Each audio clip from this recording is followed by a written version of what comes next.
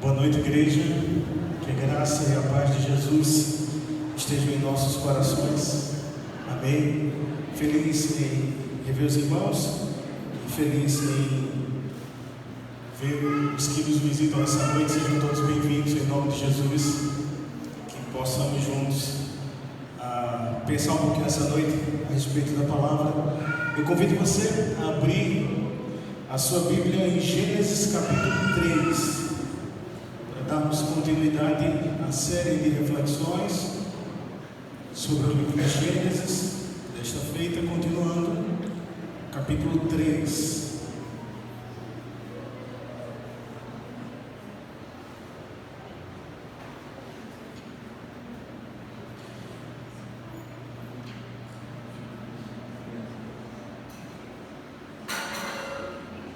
Na sua Bíblia, no seu celular, que tem a Bíblia, ou projetado aqui na tela, o texto de Gênesis, capítulo 3, nós leremos de onde nós paramos semana passada, do verso 13.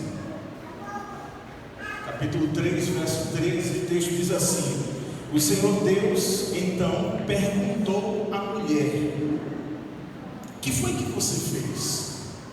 Respondeu a mulher: a serpente me enganou e eu comi. Então o Senhor Deus declarou à serpente: já que você fez isso, maldita é você entre todos os rebanhos domésticos e entre todos os animais selvagens. Sobre o seu ventre você rastejará e pó comerá todos os dias da sua vida. Porém, inimizade entre você e a mulher, entre a sua descendência e o descendente dela. Este lhe esmagará a cabeça e você lhe ferirá o calcanhar. A mulher, ele declarou: multiplicarei grandemente o seu sofrimento na gravidez. Com sofrimento você dará à luz a filhos. Seu desejo será para o seu marido e ele a dominará.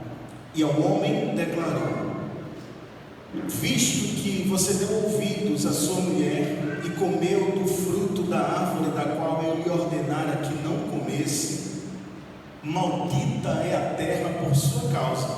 Com sofrimento você se alimentará dela todos os dias da sua vida.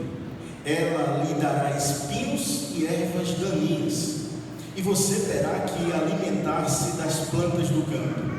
Com o suor do seu rosto você comerá o seu pão, até que volte à terra, visto que dela foi tirado, porque você é pó e ao pó voltará. Adão deu à sua mulher o nome de Eva, pois ela seria a mãe de toda a humanidade. O Senhor Deus fez roupas de pele e com elas vestiu Adão e a sua mulher. Então disse o Senhor Deus: agora o homem se tornou como um de nós, conhecendo o bem e o mal. Não se deve, pois, permitir que ele também tome do fruto da árvore da vida e o coma, e viva para sempre. Por isso o Senhor Deus mandou embora do jardim do Éden para cultivar o solo do qual foi tirado. Depois de expulsar o homem, colocou a leste do jardim do Éden querubins e uma espada flamejante que se movia, guardando o caminho para a árvore da vida. Amém. Vamos orar? Paizinho, nós te agradecemos por essa noite. Nós te louvamos, ó Deus, por tua palavra. Tu conheces o meu coração, o coraçãozinho de cada um dos meus irmãos e amigos que adentraram por essas portas essa noite. Que a tua palavra encontre em nós corações ávidos por te ouvir um pouco mais, por tirar lições práticas para a nossa jornada contigo nesse tempo. Nós oramos com muita gratidão, Senhor, no nome de Jesus. Amém. Minha gente, a semana passada, aqueles que estavam aqui, os que não estavam, eu contei que na minha infância, na adolescência, eu fui convidado por alguns amigos para ir para um bendito rio, tomar um banho de rio, e chegando lá, eu caí na tentação de copiar alguns amigos, que era pular de uma margem para uma pedra, praticamente para outra parte do rio. Todos eles magrinhos, e só eu, nesse porte atlético. E aconteceu que todos pularam e se deram bem, e eu pensei que eu também conseguiria fazer isso. Juntei minhas forças, pulei no rio e cheguei lá, não sustentei o meu peso, e o que é que acontece? Caí no rio. A vergonha foi grande, mas consegui ser resgatado. Tem um detalhe nessa história que faz muito sentido para o que nós vamos conversar hoje. Naquela ocasião eu disse que quem dera se a queda da nossa infância tivesse sido a pior queda da nossa vida. Quem dera. Nós vimos que tem uma outra. Nesse detalhe da minha queda, para vocês entenderem, uma semana antes, eu tinha implorado a minha mãe, eu já vim pedindo, mas uma semana antes, ela me presenteou com o celular que eu estava sonhando à época, um Nokia 3310. Lembram desse? O primeiro telefone que vibrava. E essa era a propaganda, a gente colocava ele em cima da mesa e ele vibrava. Você não sabe a emoção que foi ganhar um Nokia. Servia até para reação de assalto, jogando na cabeça de tudo. O detalhe é que no dia do Rio, eu estava com o Nokia 3310 no bolso. E eu só me lembrei que ele estava no meu bolso quando eu já estava dentro do rio. E que eu saí e peguei o celular, parecia aquele joguinho de água, que você aperta água no celular. Assim como eu disse semana passada que quem dera se a pior queda da nossa vida fosse a da infância, eu digo para você, quem dera se a pior consequência da queda fosse perder o celular. O pior que não é. E o texto no qual nós estamos debruçados nessa noite vai nos reger diante dessa temática. Na semana passada nós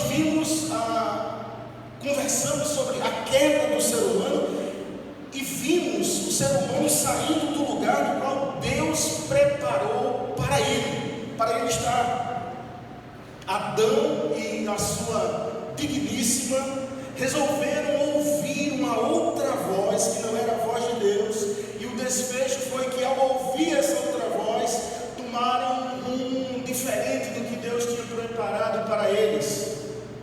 E a semelhança desse primeiro casal, nós caminhamos para o final da nossa última reflexão, conversando com vocês, que nós precisamos ter bastante cuidado com aquilo que nós ouvimos com constância. Porque tudo aquilo que nós ouvimos com certa constância vai nos formando, ou vai nos transformando, ou vai nos deformando. Lembram disso? Conversamos sobre isso semana passada. Precisamos ter cuidado com tudo aquilo que é agradável. Alguém socorre? Desejável e o que? Atraente. No caso deles, o fruto que eles não poderiam comer tinham essas especificações, era agradável, desejável e atraente. E nós precisamos ter cuidado para não sermos enredados nesse tempo em propostas que chegam diante de nós utilizando esse mesmo mecanismo. Propostas agradáveis, desejáveis e atraentes, mas que nos levam para um caminho do qual Deus não deseja que nós venhamos a trilhar. Dizíamos também naquela ocasião que nós precisamos assumir os nossos erros com a mesma coragem que tivemos para cometê-los. No caso do primeiro casal aqui fica nítido a transferência de culpa. Você lembra disso que nós conversamos? Foi culpa sua, Adão? Não, foi a companheira que o Senhor me deu. Foi a sua culpa, Eva? Não, foi a serpente que me enganou. Indiretamente, a culpa é de Deus, porque foi Deus que me deu a companheira, então a culpa é sua, Deus. Por fim, encerramos aquela noite, aquela ocasião, entendendo que Jesus é a cura para Portanto, se o texto da semana passada, do verso 1 ao verso 13, que eu acabei de resumir aqui para a gente, nos mostrou a queda do homem, a queda do ser humano, esse texto no qual nós estamos aqui essa noite, ele nos aponta para a consequência dessa queda, ou melhor, as consequências dessa queda. Essa queda não foi, amigos e irmãos, apenas um ato de rebeldia.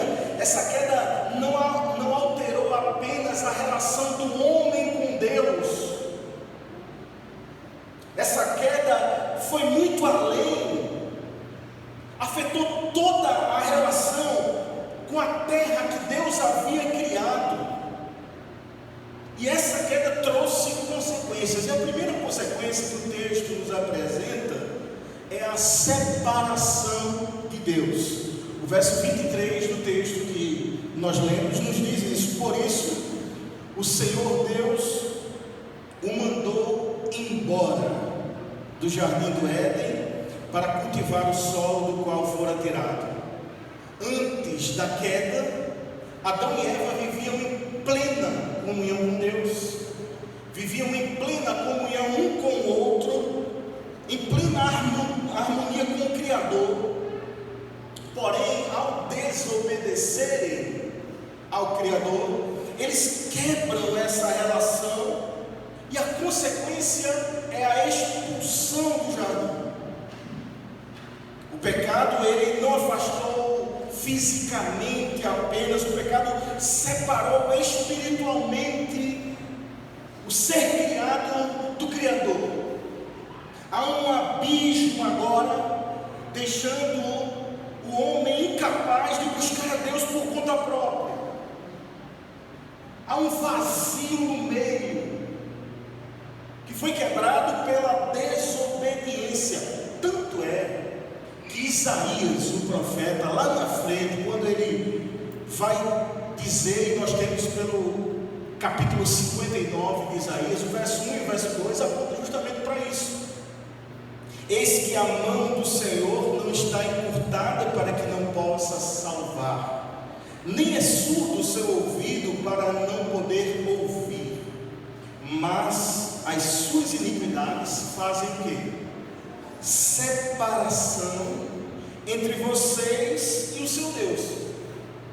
Os seus pecados encobrem o rosto dele para que não os ouça. Ou seja, essa separação, minha gente, não ficou restrita apenas a Adão e Eva no passado.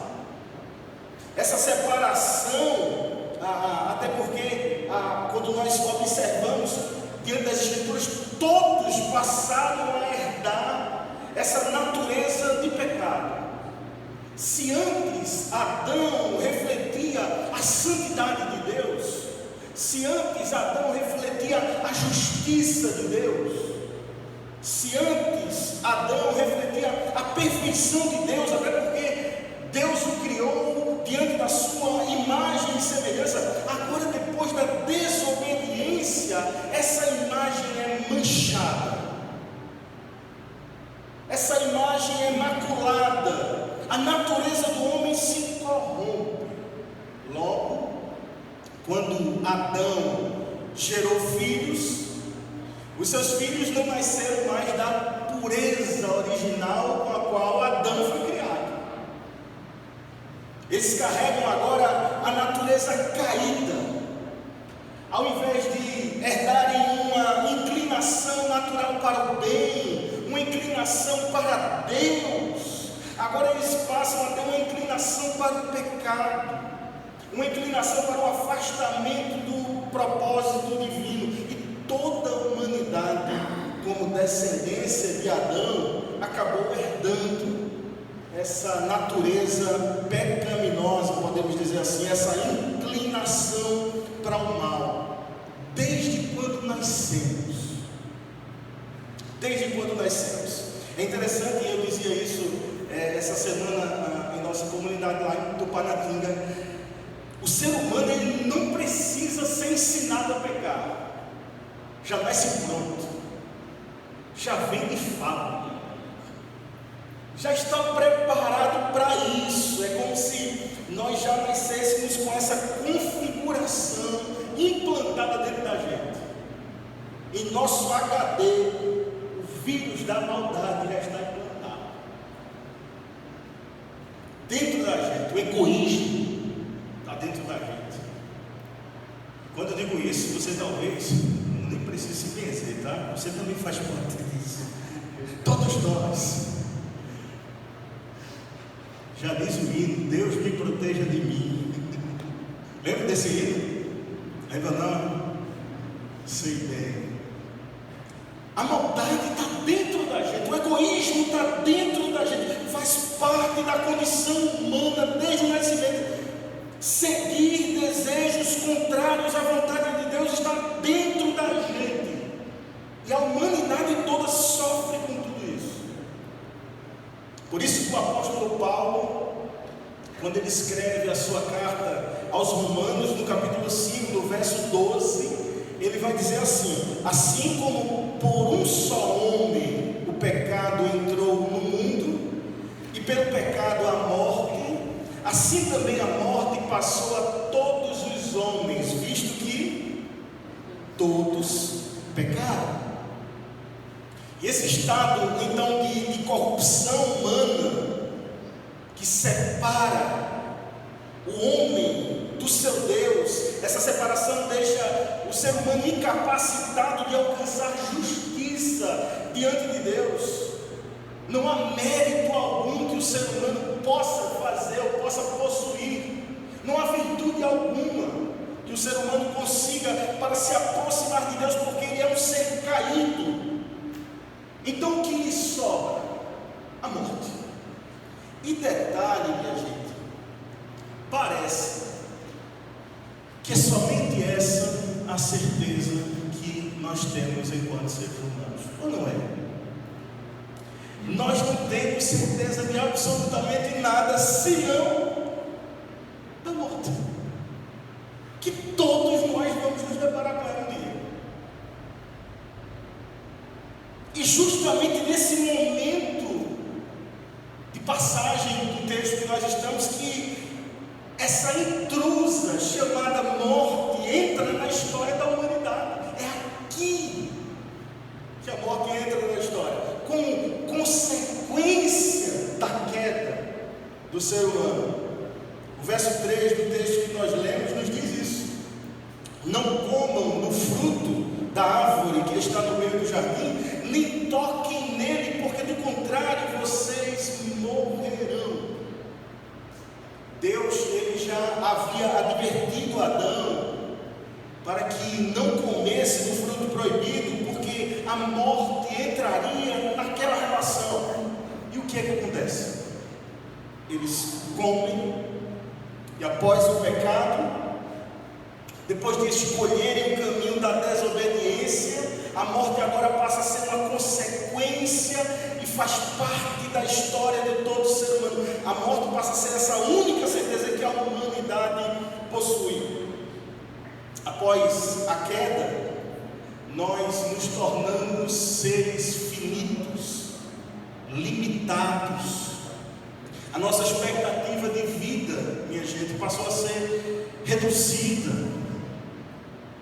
A nossa percepção de existência acabou tendo agora um fim, um tempo, inevitavelmente, querendo você ou não, a morte adentrou essa relação e agora ela é parte da jornada humana sobre a terra. E por falar em terra, que não tinha nada a ver com a história, a terra que Deus criou também acabou sofrendo as consequências da queda. O texto do verso 17 que nós lemos nos diz: maldita é a terra por sua causa, com sofrimento você se alimentará dela todos os dias da sua vida. Deus, ele tornou a terra difícil de cultivar a partir da queda do ser humano, fazendo com que a sobrevivência do homem, a partir de então, agora passasse a depender de esforço, e de muito esforço. Se o ser humano antes da queda, ele poderia desfrutar da provisão divina, do cuidado de Deus para a sua sobrevivência, agora o ser humano depois da da queda precisa conviver com adversidades, dentre elas temporais, de sofrimento para sobreviver. O que antes não acontecia, o pecado acabou não corrompendo apenas o coração do ser humano, mas o pecado acabou afetando toda a cadeia criada por Deus, toda a criação. E nesse aspecto, o sustento do homem agora passa a ser obtido à base de aflição. E aflição não só física, mas também emocional. Física e emocional. Antes da queda, o cultivo da terra era algo prazeroso, ausente de sofrimento. Após o pecado, a terra sofre as consequências de tudo isso. A terra que não tinha absolutamente nada a ver com a história, a terra se torna resistente, cheia de espinhos, cheia de ervas daninhas, conforme o texto que nós lemos. E o homem passou a enfrentar o cansaço físico pela luta diária pelo seu sustento.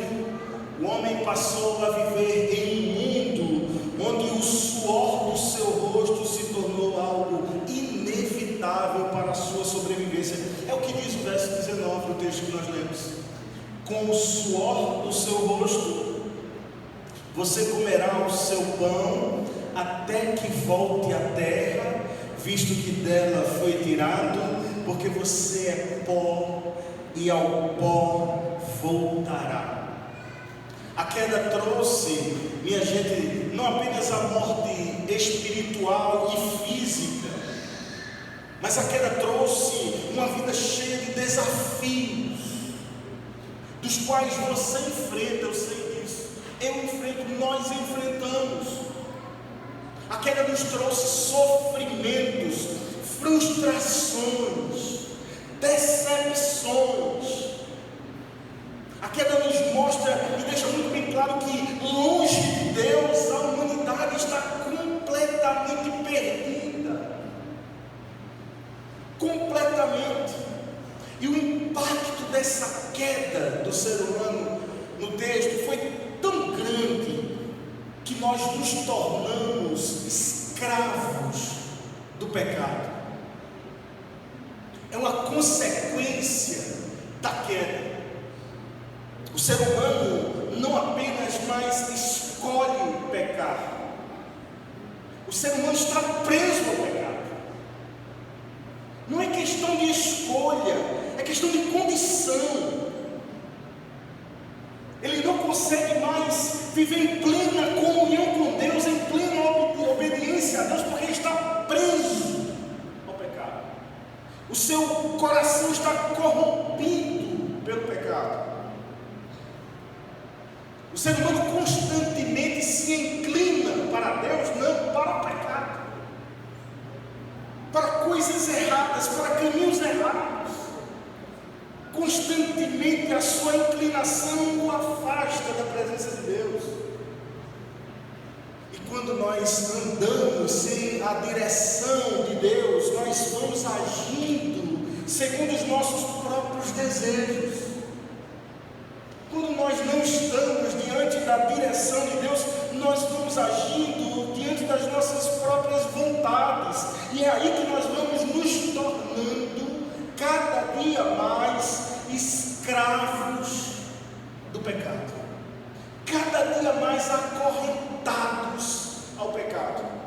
Eu gosto muito da expressão que o apóstolo Paulo usa na sua carta aos Romanos, no capítulo 6, no verso 16, que explica um pouquinho isso, principalmente nessa Bíblia, na Bíblia viva. Olha como é que ela diz: será que vocês não compreendem que podem escolher o seu próprio Senhor?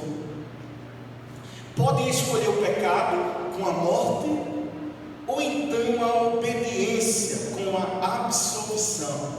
Aquele a quem você mesmo se oferecer, este o tornará, este o tomará e será o seu Senhor, e você será o quê? Escravo dele. Sem Cristo, essa escravidão ao pecado, ao mal, ela é inquebrável. Porque o homem por si só, ele jamais alcançará a justiça divina, porque ele quebrou essa relação. As suas boas obras não são capazes de lhe reconciliar com o Criador. Os nossos atos de bondade não nos consideram justos perante o Criador. Não há absolutamente nada que nós possamos fazer por conta própria que possamos alcançar a justiça divina. O nosso entendimento espiritual estará sempre obscurecido, porque o pecado nos impede de enxergarmos a verdade. Nós não conseguimos enxergar a verdade. O ser humano vive debaixo do domínio do pecado, de modo que somente a graça de Deus pode quebrar as correntes do pecado. Somente a graça de Deus pode transformar o coração endurecido pelo pecado. Somente a graça de Deus pode transformar essa relação deste ser caído, inclinado totalmente para o mal. Por fim,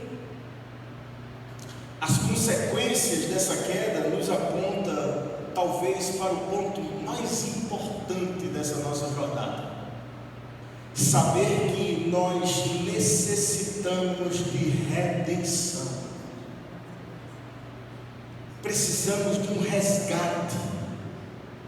A queda do homem não apenas trouxe separação como consequência, que nós vimos em primeiro lugar.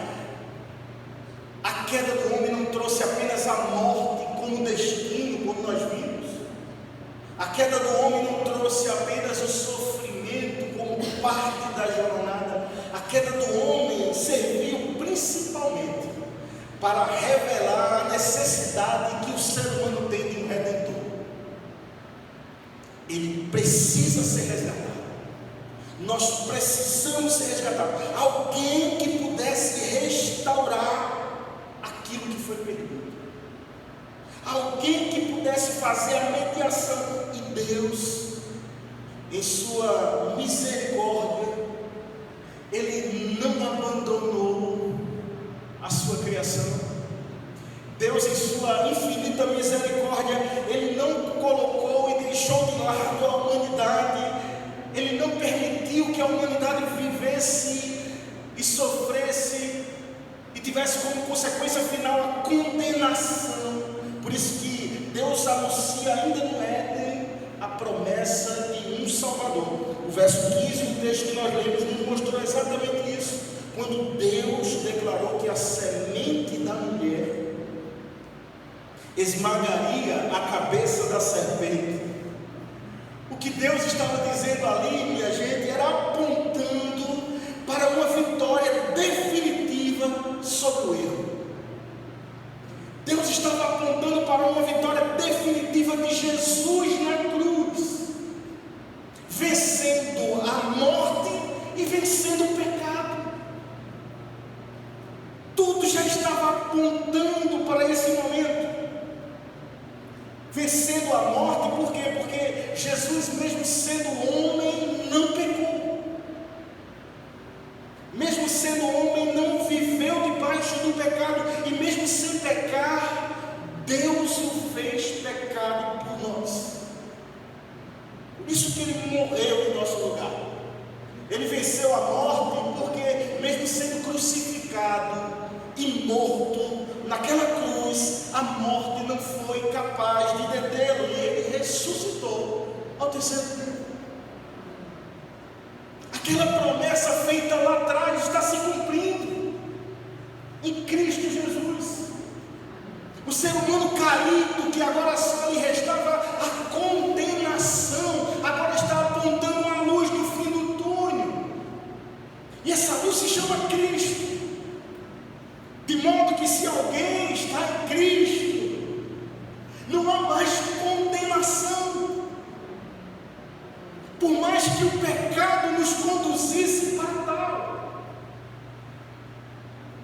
queda do ser humano no Éden estava mostrando a necessidade que esse ser humano criado por Deus iria possuir e que toda a humanidade teria a necessidade de um redentor.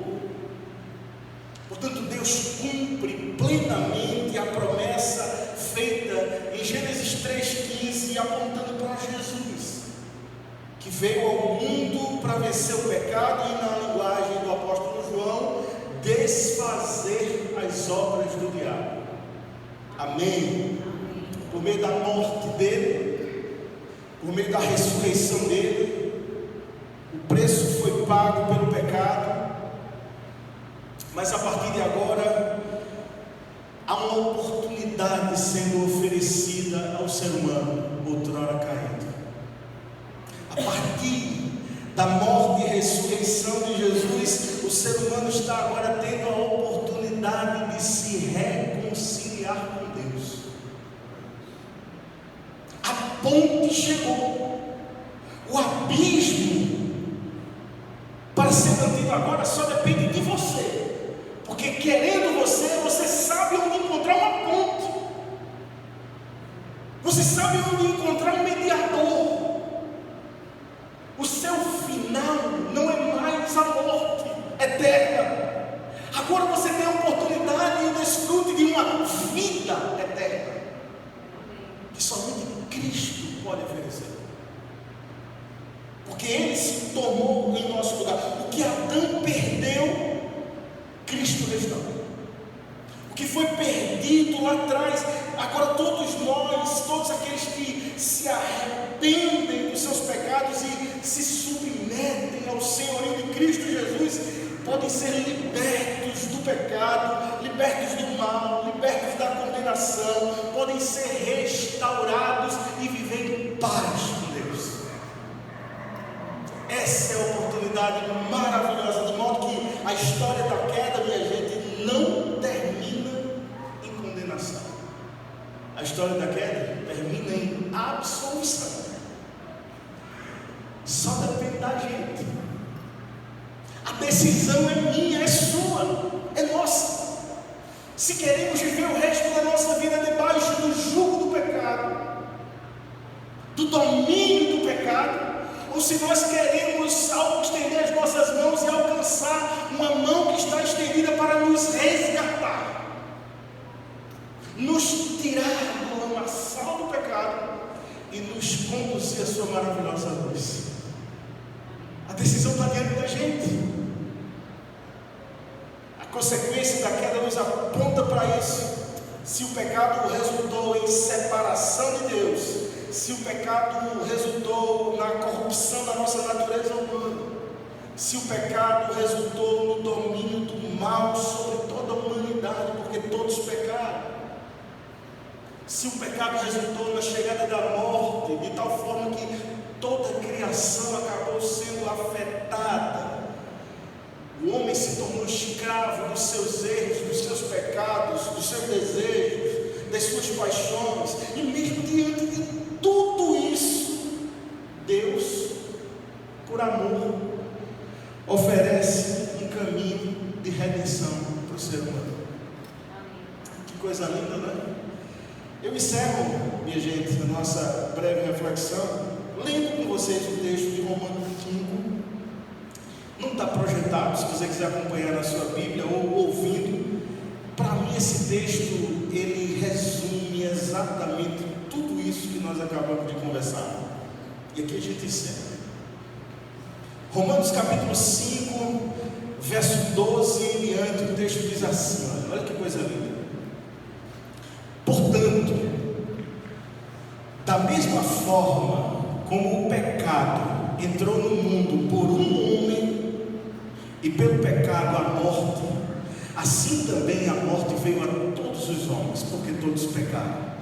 Pois antes de ser dada a lei, o pecado já estava no mundo, mas o pecado não é levado em conta quando não existe lei. Todavia, a morte reinou desde o tempo de Adão até o de Moisés, mesmo sobre aqueles que não cometeram pecado semelhante ao de Adão, o qual era um tipo daquele que haveria de vir. Entretanto, Não há comparação entre a dádiva e a transgressão. De fato, muitos morreram por causa da transgressão de um só homem, mas a graça de Deus, isto é, a dádiva pela graça de um só, Jesus Cristo, transbordou ainda mais para muitos. Não se pode comparar a dádiva de Deus com a consequência do pecado de um só homem. Por um pecado veio o julgamento que trouxe condenação, mas a dádiva decorrente de muitas transgressões trouxe justificação. Se pela transgressão de um só a morte reinou por meio dele, muito mais aqueles que recebem de Deus a imensa provisão da graça e a dádiva da justiça reinarão em vida por meio de um único homem, Jesus Cristo.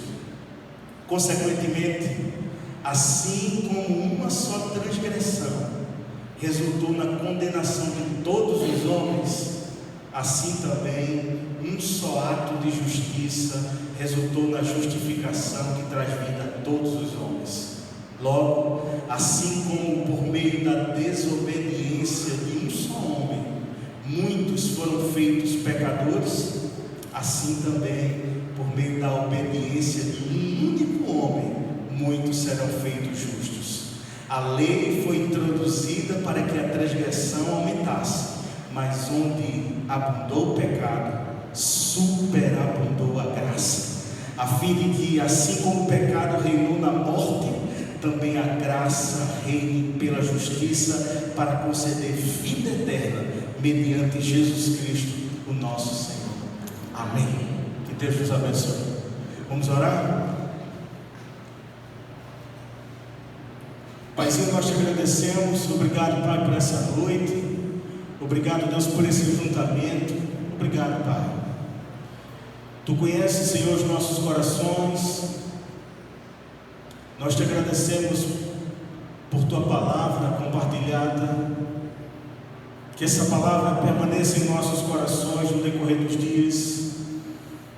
Que nós possamos relembrar dessa verdade. Somos todos seres caídos que necessitamos de um Redentor. E entendemos essa noite que o nosso Redentor é Cristo Jesus. É aquele que está com as suas mãos estendidas para nos resgatar. Ó Deus, portanto, que a decisão a ser tomada em cada coração seja esta de receber Cristo Jesus como Senhor das suas vidas. Que o arrependimento dos nossos pecados possam nos conectar com Ele e nos reconciliar contigo. E agora, pois, de fato, nenhuma condenação há para aqueles que estão em Cristo Jesus. Nós cremos nisso. Obrigado, Pai, por cada um dos teus filhos e filhas que estiveram conosco essa noite, e que essa tua palavra produza fruto para a glória do teu nome. Assim oramos em nome dele, em nome de Jesus.